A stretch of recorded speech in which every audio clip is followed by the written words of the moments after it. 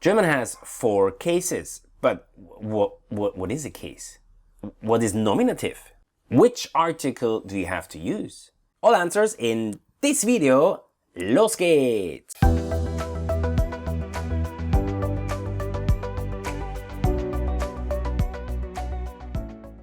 Hallo und welcome back to another episode of Your German Teacher. Ich heiße Luzi, my name is Luzi, and today we're gonna talk about German cases. And this video is all about nominative. First, I'm gonna explain you a little quick the cases, the nominative, what is nominative actually. Then I'm gonna give you some examples.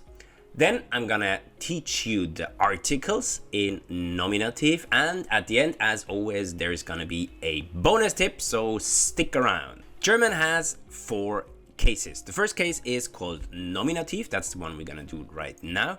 And nominative is also the case you probably know already or you heard already because it's the first case you learn. It's also called the original form. So nominative is the first case. Second case is called accusative. Accusative is in English like direct object.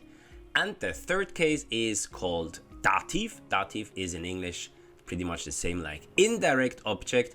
And the last case is called genitive. Genitive is not that important because we almost never use it in spoken language. Was ist ein Kasus? What is a case actually? According to the definition, the German case shows the function of a noun or a pronoun in a sentence. In other words, according to the case, you can figure out the relationship between the noun or the pronoun to the rest of the elements in the sentence. Nominativ, first case. Was ist nominativ? What is actually nominative? The nominative is the original form of the noun or the pronoun. That's what I said before already, is the original form. Nothing changes and there's no declination, nothing, it's the original form. Or nominative is also defined as, in a German sentence, the subject is always in nominative. So this is definitely more helpful. If you go for the subject has to be in nominative. The question which might help you to figure out the subject is wer oder was. Wer is who and was is what. So wer oder was, who or what is doing something. Let's do some examples. Ich schreibe etwas. Ich is a personal pronoun. In case you don't know anything about personal pronouns, watch this video, I'll link here up in the card. It's all about personal pronouns, explains you everything about it. Good. Ich schreibe etwas, I write something. Ich is a personal pronoun and ich is Subjekt. And ich is in nominative, and subject always in nominative. Sie singt sehr laut. Sie singt sehr laut. She sings very loud. Sie is Subjekt, and this person pronoun is in nominative also. Das Auto ist kaputt. Das Auto ist kaputt. The car is broken. Auto is Subjekt und Auto ist im Nominativ. And here you can ask the question, wer, for example, the first sentence, wer schreibt etwas? Who is actually writing something? Answer, ich. Ich bin Subjekt. Oder wer singt laut? Who sings loud? Who sings very loud? Sie. Sie singt sehr laut. Very loud. Nominative verbs. There are certain verbs, not too many, and there are some which you always have to use nominative. And the most important ones are sein, anyway, the most important verb in German. Sein is the be verb, to be. The other one is heißen, to be called. Ich heiße Luzi. Werden is to become. Und bleiben is to stay or to remain. And all of them you have to use nominative. Beispiele: Das ist ein Haus. Das ist ein Haus. That's a house. Is sein, so is Das ist ein Haus, and this is nominative. Das und Haus is actually the same, both nominative. Er heißt Diego. Er heißt Diego. He is called Diego. That's this guy. My cat. One of them. Sie wird Ärztin. Sie wird Ärztin. She becomes a doctor. Sie wird Ärztin. Nominative Articles. Artikel im Nominativ. First, we have Geschlecht. Geschlecht is gender. In German, we have three genders. The first one is called masculine. Masculine is the male gender, also often shown in textbooks with the color blue. Blue is masculine. Feminine is the second one. Feminine is female and often referred to as the color red in textbooks. Neutrum. Neutrum is the third gender and is a neuter or neutral gender, and often as shown as a green color. And we also have plural. Plural is not a gender, of course, but the articles change as well according to singular or plural. Alright, then we have bestimmt und unbestimmt. Bestimmt is definite articles und unbestimmt is indefinite. Indefinite. In English, this whole thing would look like this. Yep, pretty easy, huh? It's like indefinite article. A definite article is the. This is the house.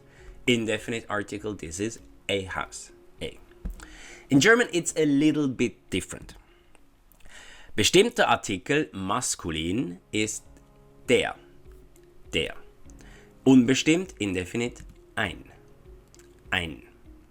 Feminin, bestimmt, die. Die. Unbestimmt, eine. Eine. Neutrum, bestimmt, das. Das. Unbestimmt, ein. Ein. Same like maskulin. Und Plural, bestimmt, die. Die.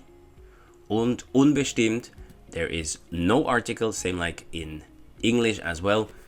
For example, these are tables and these are houses. Das sind Häuser, there is no article. As you can see here on this chart, the definite articles, they are different in each gender. And this is very important. When you learn a new noun, always learn it together with the definite article. Der Tisch, die Lampe, das Haus. Always, every new noun, learn it together with the definite article. Like this, it's going to be so much easier to remember the gender of this noun later on. In case you want to know more about genders, there is a video as well, linked up here.